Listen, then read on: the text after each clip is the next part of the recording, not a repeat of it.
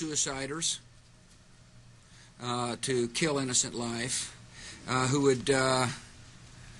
had relations with Zarqawi. Imagine what the world would be like with him in power.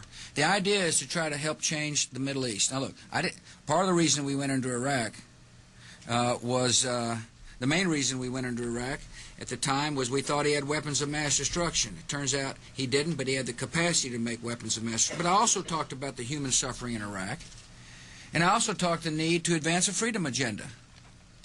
And so my answer to your question is that imagine a world in which Saddam Hussein was there, stirring up even more trouble in a part of the world that had so much resentment and so much hatred that people came and killed 3,000 of our citizens. You know, I've heard this theory about, you know, everything was just fine until we arrived, and you know, kind of stir up the hornet's nest theory. It just doesn't hold water as far as I'm concerned. The terrorists attacked us and killed 3,000 of our citizens before we started the freedom agenda in the Middle East.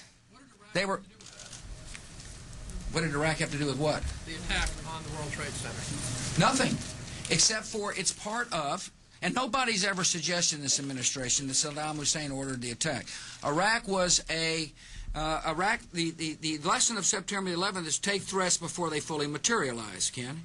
Nobody's ever suggested that the attacks of September the 11th were ordered by Iraq.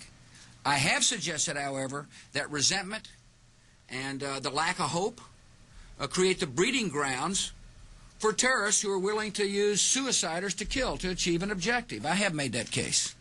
And one way to defeat that, defeat resentment, is with hope. And the best way to do hope is through a form of government.